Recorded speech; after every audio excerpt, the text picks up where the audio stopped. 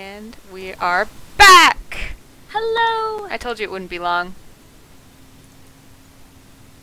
So, we have found this great little website called heroesfinder.com. It has this really cool layout here that will allow us to do our picks and bans.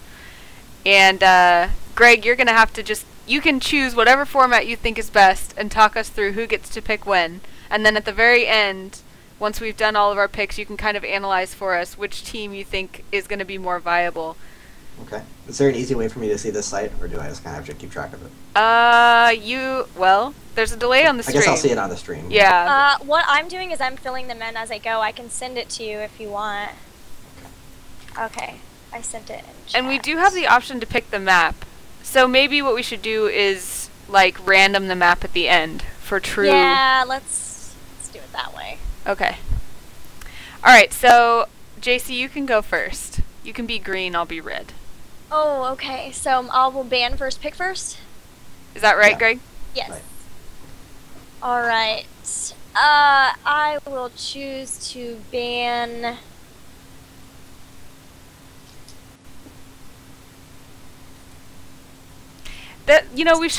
we should talk about whether we're pretending we are mythical team captains or whether we're playing each other.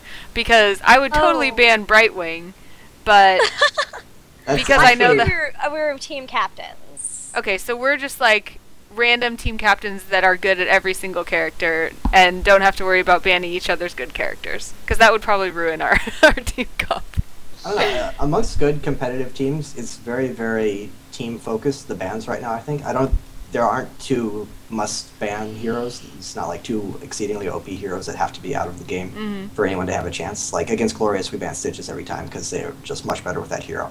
Against SMG, we'll ban Rhaegar Zagar because they're much better with that hero. And against Wildfire, we'll ban something from their Wombo combo because that's what they rely on. So, it is very, very team-focused and very opponent-focused amongst competitive teams.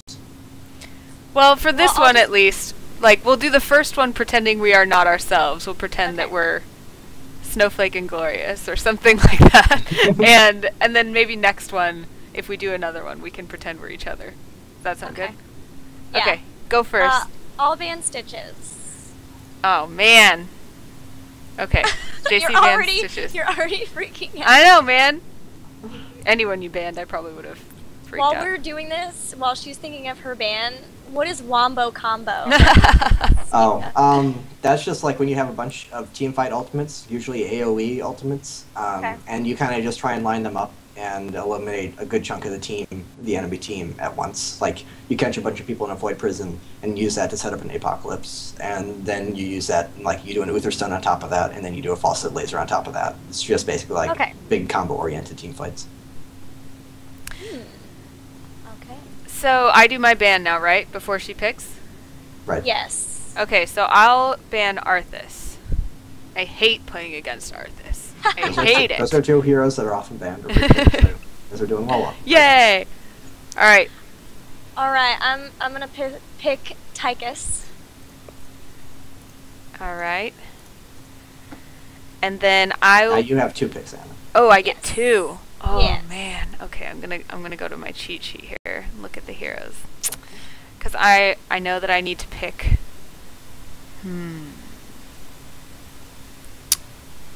I am going to pick Chen. He's not on this website. It's a bold pick. Maybe she's got... Which player on your team do you have... Or is really good at Chen again? LZ? Oh, LZ yeah. Gamer, yeah. I'm pretending I have LZ Gamer on my team. Okay. Stuff like, Chen is hold on. there, so I'll just pretend it's Chen. Yeah, so I'm gonna use a placeholder, and like, let's just assume none of us are gonna use Gazlo. So I'm just gonna put Gazlo as a placeholder for Chen. Okay. Oh, and I get to pick two. Yes. I'm gonna go ahead and go with Falstad. Am I supposed to be providing running commentary, or would that violate the integrity of the draft?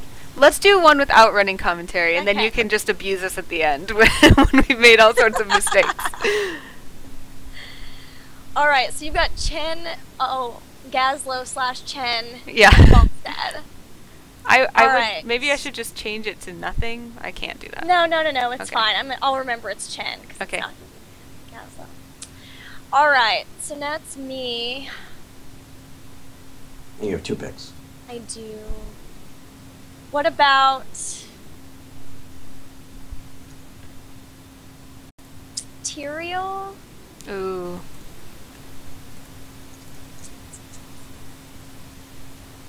It's so funny because every pick I'm like, oh my gosh, that's so scary. That's such a good pick. Because I'm just like so, I don't know.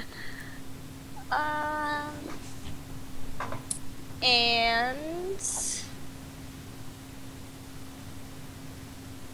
Kerrigan. Kerrigan? Oh wait, she got nerfed? No, it's fine. I'm gonna keep her. I'm keeping her. That's good. Anna likes her, so you're I know. drafting against your opponent. Yeah, that's true. Exactly. Okay, so now I get 2? Yep. Mm-hmm. Okay. I'm gonna choose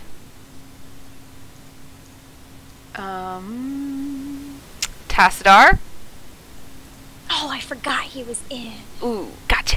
Dang it. And okay, what do I have? I have Chen, who's my bruiser. I have Falstad, who's my range DPS. I have Tassadar, who's my support. So, and I pick 2 again? Yeah, you have one more. Yeah, you have one more. Okay.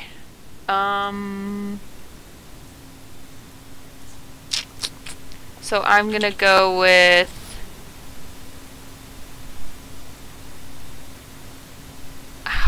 I need to look at my list here.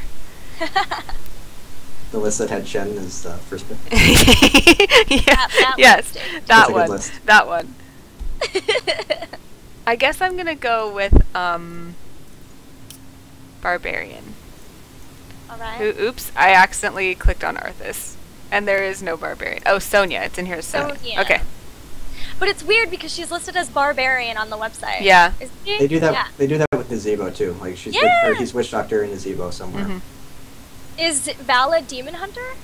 Yes, but I don't know which one's like the official name now. It was Demon Hunter when she first came out, but now I think it might be Vala. Everyone calls it Vala. Mm-hmm. Vala. All right. So now I have my last 2. Mm-hmm. Mm-hmm. All right.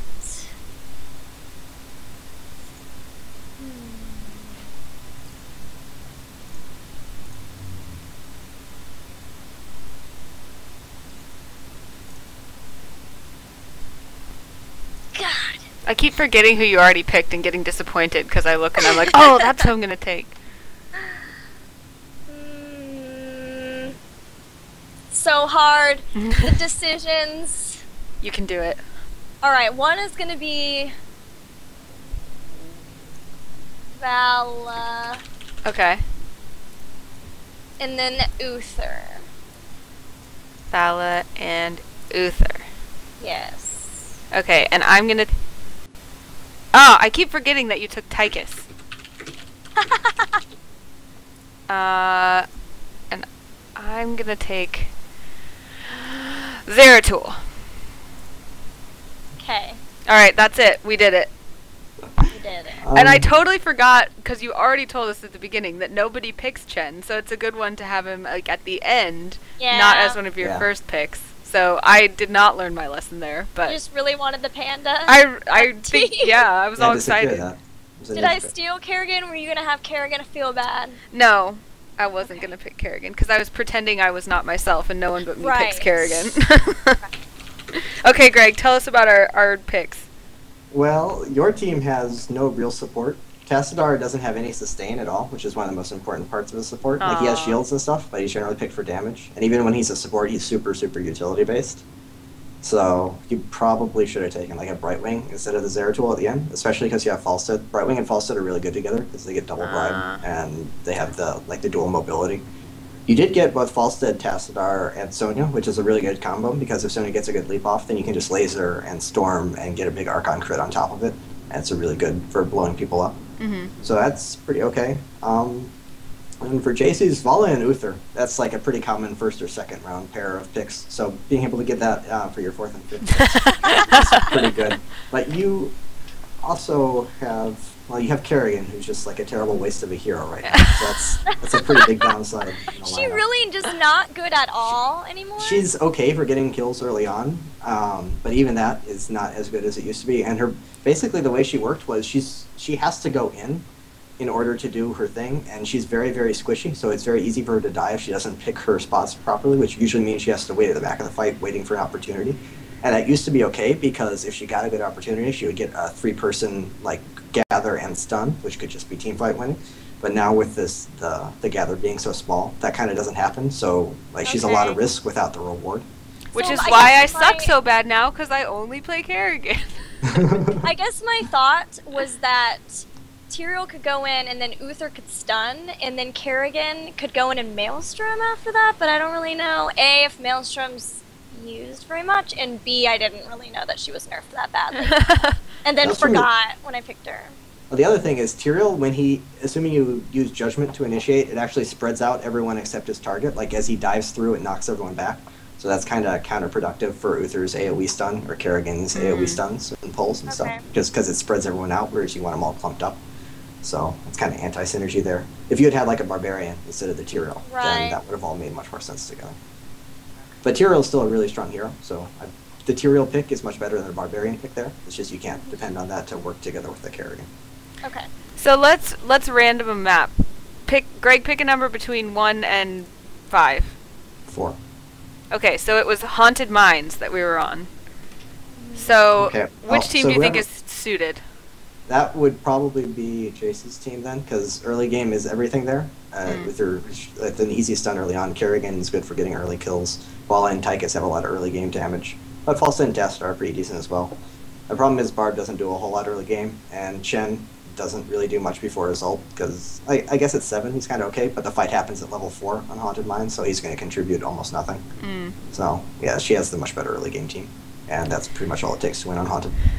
Alright, JC, you win this round. You win. Alright, let's do one more. Okay. And this one, we said we were going to do it as ourselves, but pretty much like the only thing that affects ourselves is that like Kerrigan and Brightwing enter in the conversation. So should we just pretend we're pro teams again? Probably. Neither of those heroes are... Oh, okay, I was going to say right either that or each one of us has to pick, like our last pick has to be the one we always play.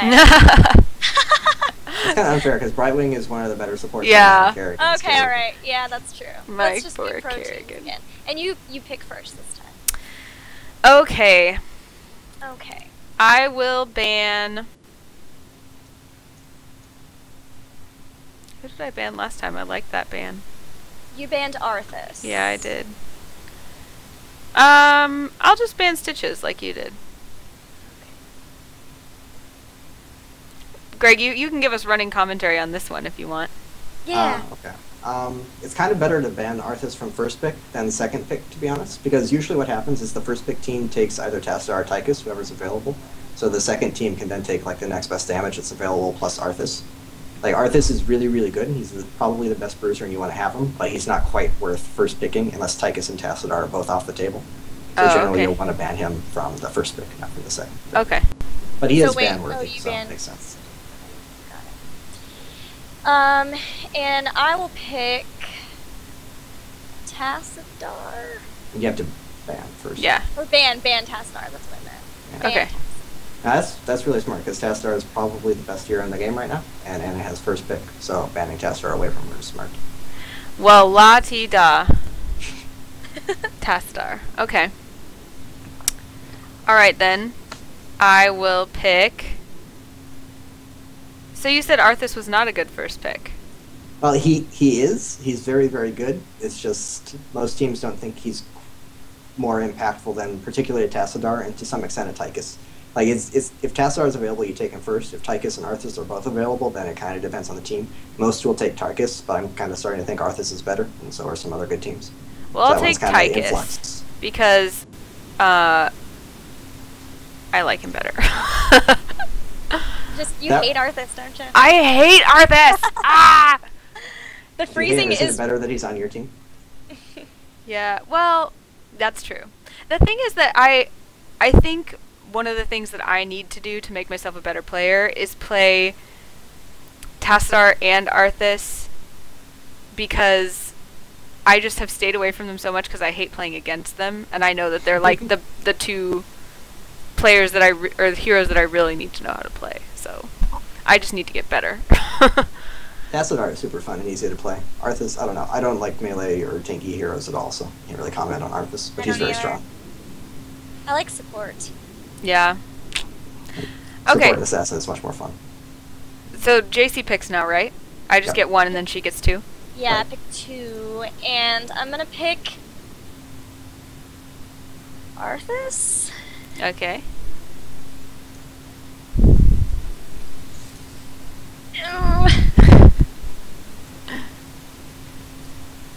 And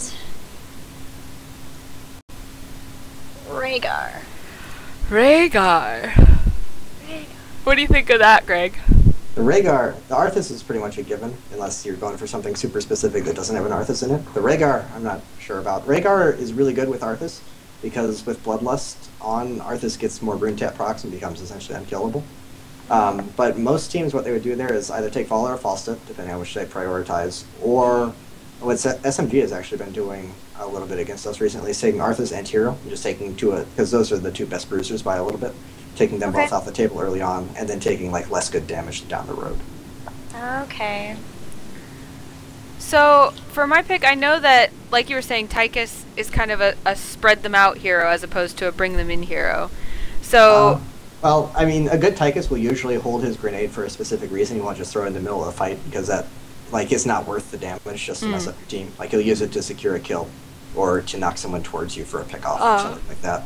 Okay. So in a good team, you don't really have to consider that too much with Tychus. You pick him more for his Odin and his damage output and survivability. Okay. Ooh, this is tough. JC, you make it tough. Well, if you look at her lineup, then you'll notice that she doesn't have any... No hints! Oh, no hints! I thought well, we were doing you did not hints. give me any hints. Well, kinda. He told you to pick Arthas, kinda. After I picked him. Okay, well no, then... we were talking about how Arthas is, like, almost the first pick before that. Oh, okay. Well, I guess... And I think I just don't know all of the heroes' abilities well enough to know how they play together. So I'm basically going on, like... Yeah, I'm basically going on their character type and what I do know about them and what I know about what you will pick. So I'm going to go with Tyrael and Falstad. That's really good. Okay, good. Yay.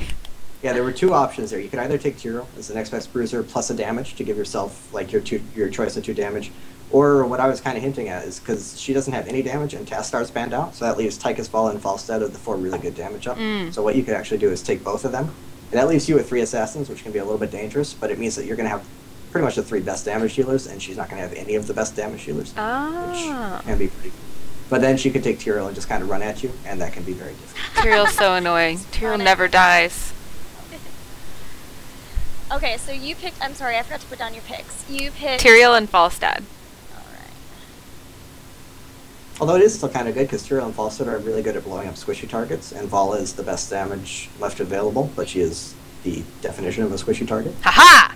You're kind of She good against is. That. So I will pick Vala. Okay. And...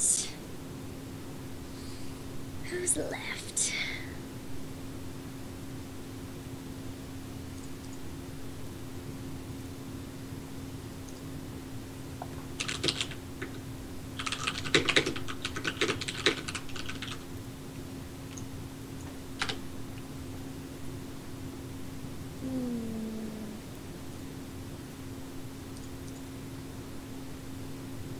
Alright, can I ask a question since you asked about Tychus at the beginning? Is one question allowed? No hints, JC. No hints! Okay. No, you can do it. I'm nicer than you. I'll let you have hints. Oh, you are. Is Raynor just never viable? No, he's pretty good in certain situations, and you have Rhaegar. That's what I was and thinking. Bloodlust makes Raynor much better. Plus you have Arthas, which means you can get Giant Killer at 13 because Arthas will proc Executioner for you. So you would actually have like one of the best possible lineups for Raynor right now. But the thing is, he's not contested, and Anna already has 2 damage, so you would want to save Raynor for the last pick if you were going to get him. Okay. So I think Sonya. Ooh, Sonya. Yes. Oh. Ah. Okay, now I get to. Yep. So I'm finishing out. So let's review. I've got no support. I've got my bruiser Interior, and I've got my 2 range DPS. So I need another bruiser and I need a support. And you've got Sonya, and Stitches and Tassadar are banned. And I can't pick a Nubarak because we're pretending. Are we pretending a Nubarak's in? No. Okay. No? Oh, okay. He's not. He's not. I was gonna say you could, but that's fine. It wouldn't bother me. I have no idea Arthas. how it would turn out. Oh, I know. My mistake last time. I'm gonna rectify it. So I'm gonna do Chen. So I'm not gonna choose one. That's question mark is Chen. Okay. And then I need a support, and I'm gonna take Brightwing. Ba ba ba! How dare you take her against me? It's okay. Not sure how intentional that was, but that's probably the best pick you can make there. Because Brightwing plus Falstad are really good together. Plus, since your opponent has a really good Bloodlust team, you need something to like disengage from it, and Brightwing Emerald Wind is one of the best ways to do that. So, yeah. Those were really good picks. Thanks, Greg. Yay. And then Raynor is my last pick. Right. Raynor. Okay. Raynor. So we had the commentary, but what are you thinking, Greg, as you look at the finalized teams? They're both much better and make much more sense than they did last time. We're learning. I kind of like JC's better. There's a lot of synergy there. Like, it is actually the best Raynor team you could imagine, and a really good Bloodlust team in general. The Sonya's a little bit out of place. I think I'd prefer a Chen there. But having the initiation with Bloodlust is nice. If you get a good leap while you Bloodlust at them, they just all kind of die. It becomes harder for them to run away. You don't have anything to really stop Brightwing from Emerald Winding you, but like it's still a strong team in general. And it's also really, really dangerous for Anna to try and blow up the Vala, because if you commit with a Judgment and Laser, then they just pop Bloodlust and kill you, and there's no way you can run away from it. So they're both like teams you could definitely legitimately see in a competitive match. Like you could probably see this exact draft, except with the Vala and Rhaegar switched around. But I think JC's is probably a little bit better. Well, let's find out what the map is. I have a question. Oh. I'm bound and determined to make Abathur work. Do you think instead of Sonya, Abathur would work there, or just no? Not enough bruisery. No, that could definitely work. That's something SMG does a ton. That's pretty much the only time they pick Abathur in competitive games is when they have an Arthas, and then they just go double Arthas every time this ult is up, and it's really, really hard to deal with. Huh. So yeah, that could definitely work. Yeah, I didn't even think about the specialist because I was so worried about getting my 2, 2, and 1. Interesting. Good question, JC. Thank you. They are already asking to pick a map for this comp, or these 2 comps. Pick a number between 1 and 5, JC. 2. That is Cursed Hollow, so the Raven Lord. I hate that map. It's my favorite. That's a map. SMG would just backdoor you every time you went like a quarter of the way across the map if they had JC's lineup with that on that map. Because it's really big, it's kind of easy to control vision on it, it's easy to move around and try and backdoor, plus with Bloodlust you just kill buildings instantly. But the Falstad and Brightwing are really good on there because still it's a big map and the mobility is nice. You got lots of bribes for camps and you can run around and take advantage of movements and stuff like that. Yeah, that's true. It would be a close game. So are we calling this a tie, or are we still saying JC's the winner on this one? A small advantage for JC, but like you could definitely outplay her. Like, it's possible to win. Fair enough. Yes. Fair enough. All right, cool. Well, I definitely need to work on that, but I feel like I learned a ton. I actually felt like I had information that wasn't just making random picks by the end there. Like, I remembered that Brightwing and Falstad going well together is going to help me, and shouldn't be picking Chen early on, but if I can get him later and I have a good player with him, that's going to be advantageous. So this is all good stuff. Yeah, that's kind of the essence of drafting at this point, unless you have something that you're pretty sure your opponent's not going to know about and not going to be able to prevent you from drafting. It's just you go into it with priorities, and there's certain synergies you look out for. Like, you'd rather have a Brightwing there than instead of another support. Like, even if you ignore the Bloodlust, just the fact that Brightwing has that synergy with Falsehood, makes her a little bit more appealing than like an Uther or whatever. LZ Gamer TV in chat says, Anna, your team is stronger on that map than mine is. Nice, thank you, Jake. He also says that because I have Chen, and apparently he's the world's foremost Chen player, according Chen to... and Tyrael. It's like the only two heroes he plays right now. Nice. He's biased. Well, thank you, Jake. That was extremely informative. Yeah, I'm so feeling happy really to get good. Okay, so let's, that was our draft. Thank you, Greg. That was instead of our play session this week, guys, because Heroes of the Storm is currently down. Heaven help us, may it be back soon. And Yes. we will have more play sessions and casting sessions in the future in the place of this draft. But for now, let's move on to our character spotlight. You guys are familiar with that. What we normally do is ask our guests to pick a character they really like playing and a build they really like, and show it to us on heroesfire.com. So this week, Greg picked Tassadar. And as you may know, well, Greg, why don't you tell us about Tassadar and why you picked him and why you pick this build? I kind of feel like he's the strongest hero in the game right now. Generally, if he's available, we'll pick him, first pick or whatever. And he's banned out in, like, it's getting to the point where most other teams agree. It used to be Tychus was almost the consensus first pick. It's getting to the point where Tassadar is. It's for a number of reasons. They're kind of similar in that they both have an ult they have to pop to really get the most out of their damage output. But Odin, or Tychus without Odin is much less impactful than Tassadar without his Archon. So that's a pretty big advantage. Another thing is it's harder to disengage from it. Like, there's a little bit of a cast animation on Odin, whereas Archon is pretty instantaneous and is also faster moving. So if you just run away from Odin, then it's kind of burnt, but it's much harder to run away from the Archon. Plus, storms are really good poke damage, and he has the shield, which is probably the best way to save someone from dying. Like, heals are nice and they top you up between fights, but shields are the way to save someone who's about to die. And on top of that, he has Healing Ward, which is really, really strong in the current patch. So that's a nice big bonus. But the biggest thing is his damage output, especially once you get up to Twilight Archon. Like, it can be game-breakingly strong. You put out a ton of damage. He kind of just has everything. Like, he has a little bit of a way to save his team. He's very, very self-sufficient in terms of survivability because he just lets him escape from anything. And then he can also have the highest damage output in the game if played well. Plus, he has both poke damage and like straight-up teamfight damage. He's just incredibly diverse and strong in like every way. I do think he's the strongest hero in the game. Cool. So could you, you mentioned a lot of your talent picks and things, but would you mind walking us really quickly through each of the abilities you picked and why you would choose those over the others for Tassadar? Yeah, this particular damage, this is like the pure damage style of Tassadar. And he can be played for much more survivability focus. Like, if you get the talents for his E, then he's basically it's impossible to kill. But generally, if I'm playing him, we're using him for damage, so it'll be something along these lines. It's most of the Storm talents. The most important one is the level 7, the Static Charge. That gives you huge crits when you're on Archon.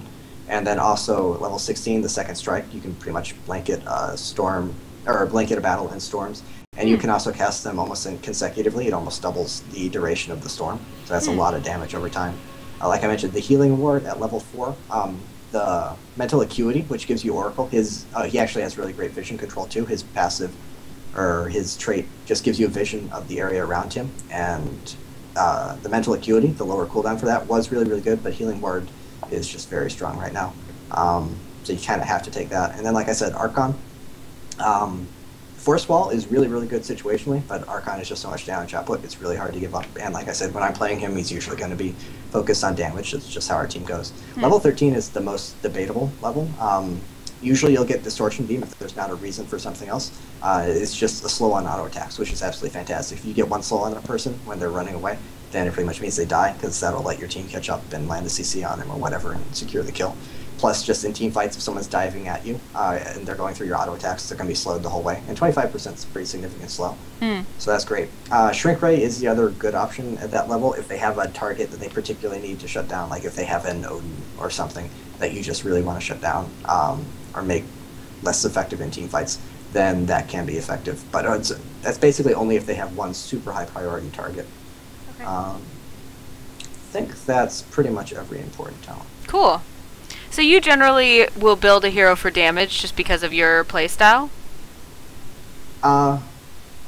pretty much you're going to have a damage hero, at least one, usually two, in every game, and that tends to be my role. Faye usually also plays damage, but she's a bit more diverse than me. So generally, if we're going to have only one damage hero, it's going to be mine. And so it's just very rare that they're going to want something else from me. So generally, if I'm playing a hero, it's going to be for damage, and with Task Star, this is how you go for damage. Cool. Awesome. And guys, just as always, a shout out to heroesfire.com. Forecourt Jester was our guest last week, one of the developers of this website. It's a great resource. I use it to try and teach myself to remember specific talent builds that I want to use, so be sure to check that out. And what Greg did is just, map this out for us, sent us a link, and then we were able to look at it too, so it's easy to share with your friends. So easy. Yeah. So nice. They don't even ask us to promote, but we do because we think it's so cool. We love it so much. I think it's also still the only site that has that thing over on the left side where you can actually look at hero stats at every level with the scrolling bar and like applying all the talents to the different skills and stuff. And it's just super, super helpful for figuring stuff out. Yeah, I think that's one area where I love watching you stream or make videos, Greg, because the math of it, a lot of times, like, I focus a lot more on the narrative or the abilities or the combos, and like the actual math of how much HP I have or how much, range I have, those kinds of things get kind of lost on me. So I love that those numbers are there, and so I love hearing that from you too. So that's one thing that I recommend you turn to Idra for, is that piece of it. It's just like super, super important on Assassins, figuring out what actually gives you better DPS, like searing attacks or focus attack or whatever. Because a lot of that, it's actually kind of counterintuitive on some of them. Like, the thing that feels better won't necessarily be better. The only way to really tell is to like look at the numbers like that on Heroes Fire. So it's really important to keep in mind. Yeah, we've discussed in the past, Anna and I have, about the numbers of the game and just how out of depth it is for us. So we may be having you back. Well, yeah. To be fair, like, all of the numbers that they list in game have actually been bugged or just wrong at some point or another, so they make it as confusing as possible. It's not entirely your fault. Makes me feel a little bit better. I do feel like, once we get more into the beta and eventually the release of the game, those things may be a little bit more clearly visible in game too. They're working on it. They actually put them back in the game, which is a good first step. So it is getting better. Cool. All right. Well, thanks, Greg. There's your Tassadar build, guys. Check that out. Give it a try. We also have a community spotlight to do, but I think we're going to wait to do that till after our quiz, since we just got all of our information. So, as JC already said, if you want to be involved in our quiz, all you've got to do is tweet with the hashtag STSShow.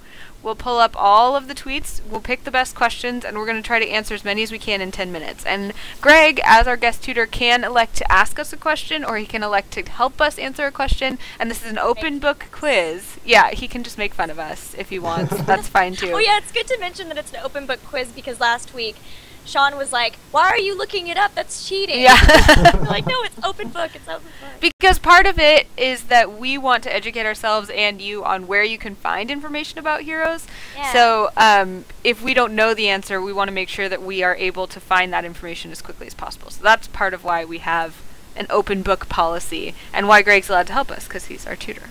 Exactly. So JC, what do you think we should use as our first question here? We're starting at 8:36 PT. All right.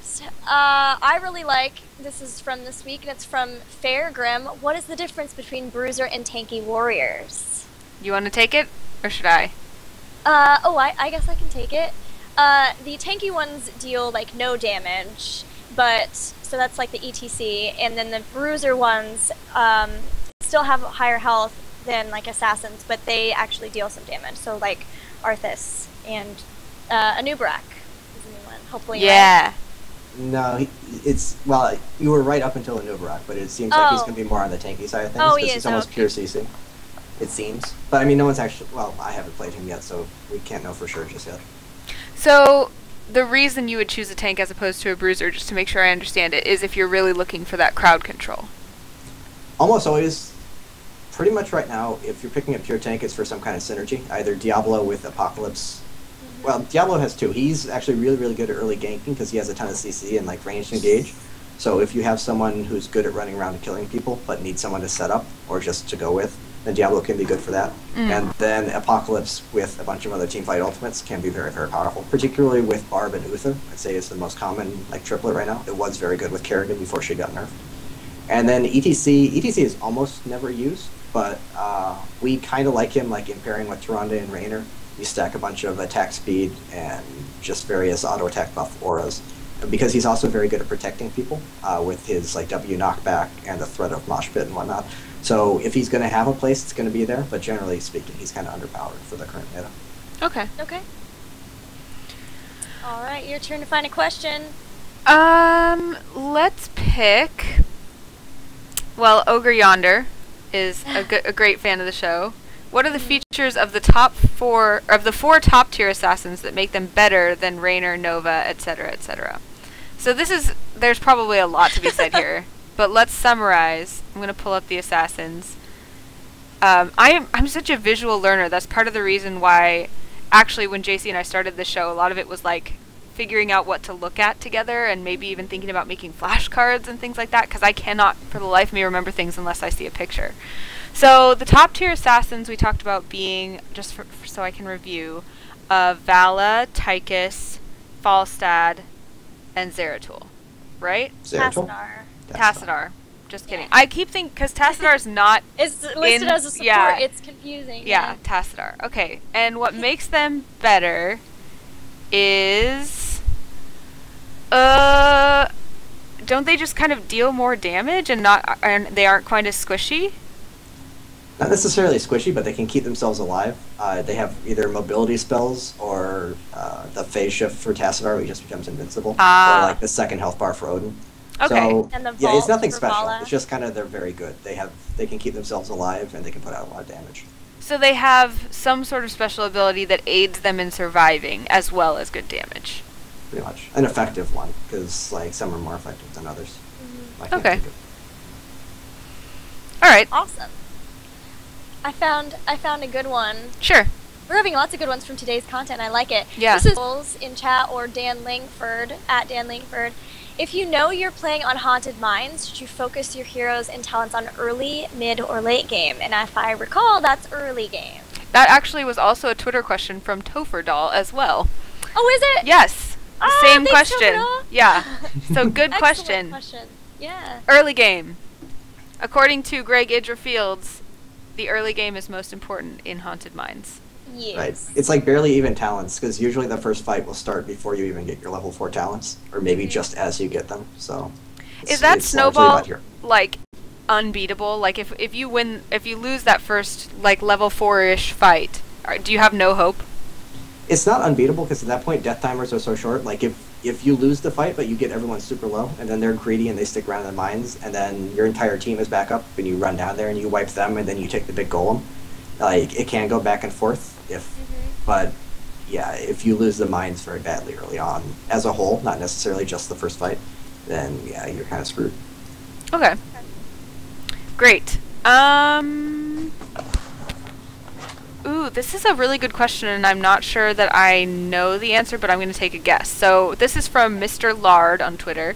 If you find yourself with a level disadvantage, what should you focus on to get back into the game? And we haven't actually covered this on the show, which usually that would mean we wouldn't pick it, but I think it's applicable because of what we were just talking about. I would say if you have a level disadvantage, should you focus on like pushing lanes, killing minions? Getting people into lanes so you're soaking the experience. Yeah. It's very, very situational. If you have a team that pushes really quickly, if you have Bloodlust or if you have a Raynor or something like that, you just kill buildings quickly, you have a lot of auto attack damage, then it's really good to just be where your opponent isn't and push down forts and whatnot to get the bonus experience. And ideally, they won't be very decisive, and you'll make gains, and then they'll kind of like hesitate, and then they'll try and come after you, and then you can get out, so then you get something for nothing. If you don't have any real advantage to work with, then yeah, you just try and spread out the map and make sure nothing important happens while you soak up lane XP and try and catch up, because you will gain experience faster than your opponents if nothing is happening, just because you're behind. That's how it works. It also depends on what the level disparity actually is. Like if they don't have a talent up on you, if they're just up 15 to 14, it's not the biggest deal. Like it's still absolutely possible to win a 5-on-5 in that scenario. But if they're up like 16 to 12, then you probably lose the game in that scenario. It's absolutely impossible to fight them. So you have to run around and try and take an objective or sneak camps or just something weird and desperate. Okay. Good one. Thanks, Mr. Lard. What's next, JC? Fierce at FierceSlayer187. What are the best top 2 tank bruisers? I'm assuming this is tank slash bruiser. I'm just assuming meaning bruisers to pick right now. I'm assuming Arthas Tyrael. Or so is Stitches not in there? Because I know we said that's a usual first ban. Yeah, he's more of a weird one. Like he seems more like he should be a pure tank, but he also has damage output that's often equivalent to the good bruisers. But you also pick him more for pickoffs sometimes. Although he can be more of a bruiser type, so he's a little bit more diverse, but he's very, very good at pretty much all of it. So he should probably put in there, and he's picked as much as the Tyrael and the Arthas. But the Tyrael and the Arthas are the ones that are like pure bruisers, and they're the best of those. And Barbarian maybe gets an honorable mention for specific team fighting. I like honorable mention. Lots of questions about Haunted Mines, so that was one that apparently everyone really learned about. So good job, guys. I'm really glad. Yeah. And I don't see any other ones in Twitter. What about from chat? Which specialist is currently the least useful, which again we didn't go over, but I am dying. Did we go over that? I think we may have mentioned. Greg said that Sergeant Hammer got nerfed to the point that you don't really want to use her right now. Oh, but he also said nobody plays Gazlo because Gazlo's not worthwhile right now. Yeah, so I would say Gazlo is probably the worst of them, or the least pickable. It can kind of be like a counter pick to a super divey melee heavy composition, but if you're gonna pick a hero specifically to deal with that, you'd rather have like a Silence Furion or something. And even then, it's pretty hit or miss. I don't know, he's just not particularly good. And maybe Murky and Hammer. Murky and Hammer are kind of difficult to pick as well, but I think still more usable than Gazlo. I feel like Murky has the like, if you can really figure out how to be annoying with them, then maybe it's more useful. Whereas like Sergeant Hammer, it just sounds like from what I'm hearing that there's just not much you can do right now with the nerfs. Yeah, they just kind of messed up her talents. Like the graduating range and the hover siege are both pretty integral to the best way people find a player. I heard the Europeans were using her as just like a ranged DPS, like basically a Zavala who relies on range instead of mobility to stay alive. But I have not seen that actually be effective in games. It seems like that style might still be okay if it was actually good in the first place, but I am not convinced. And yeah, Murky sometimes seems like a gigantic pain in the ass, and sometimes seems like he just does nothing. I get to see him be effective in a scrim between two good teams, but I don't think it's impossible just yet. Yeah, I've seen him be annoying, but not like game changing. Detriment, yeah. A good march can be absolutely game changing. It's just a matter of actually getting it and not dying because you're playing 4v5 before that. And staking your whole entire team comp on that and hoping you get that good one is probably not. It can be a bit risky, yeah. Yeah. And I guess this one doesn't really have a right answer except for from you, Greg. Chillatek wants to know, what is your favorite hero to play? Probably Vala. How come? She is by far my most games. I don't know. She's just, it's almost purely mechanical. There's nothing too much about her besides positioning and choosing targets and moving well. And yeah, and that's just kind of what I'm best at. Plus I played her the most, so it's just like a level of comfort. That makes sense. Alongside that, there was a question from Mr. Lard earlier that said, as a curiosity, disregarding utility, who's your personal favorite heroes? Like, who would you just love to be good in the game? Anna wishes Kerrigan was back. Illidan?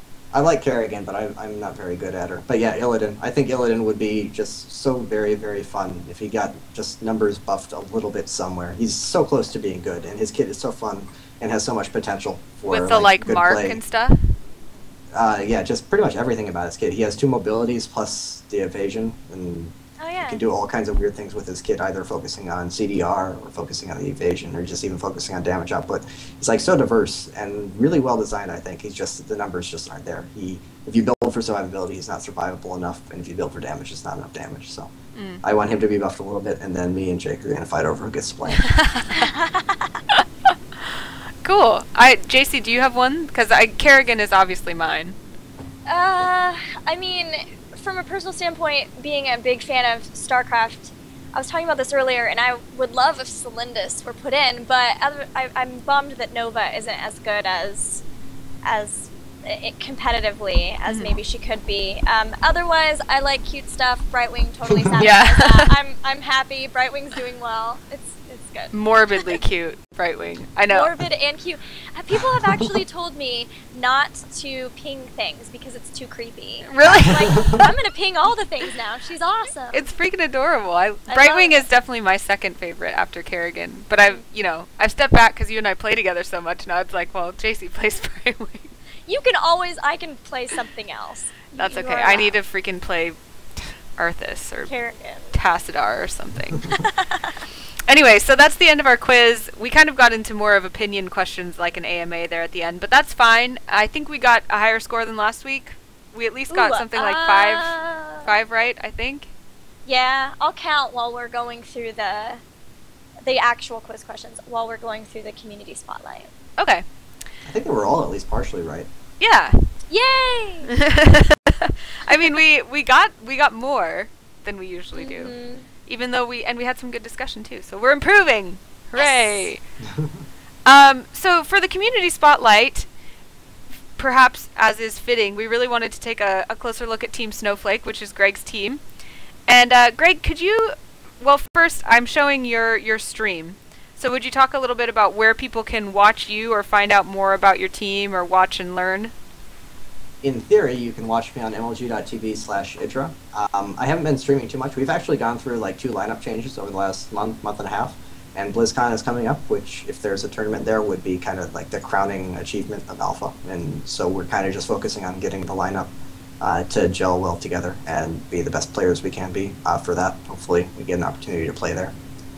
So I haven't actually been streaming too much. The other thing is just like hero streams haven't caught on too much yet, particularly on MLG. There just doesn't seem to be that much viewership.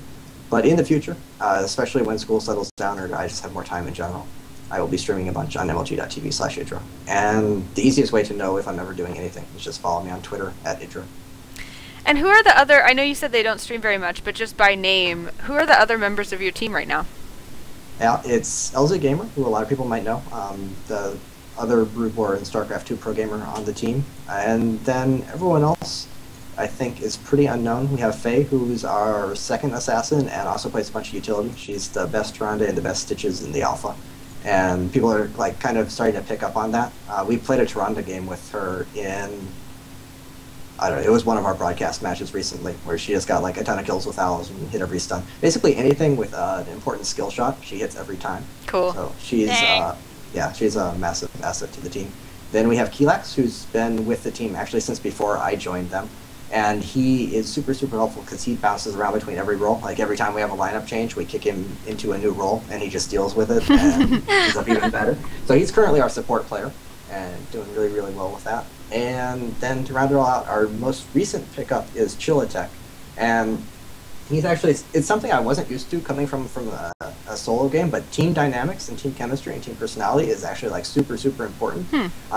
Last time when we picked up Faye and Chef, we felt like it was a skill upgrade, but then things were much, much more difficult in-game just because none of us were very vocal, and we had replaced a couple of pretty vocal players with them. But Chilla is very, very aggressive, very good at talking during the game, just getting his thoughts out there, and that motivates everyone else to talk a lot more, so it gets everyone talking, and everyone figuring out what we're supposed to be doing, and just making sure everyone's communicating during team fights and whatnot. And so, like, he hopped onto the team, and I think, like, 2 days later, we had to play 4 or 5 matches over a weekend against a bunch of top teams, and we beat all of them. So it was really awesome having him come on board and everything mushing right away. And I'm really excited to see what we can do with more than like a week of practice. Yeah.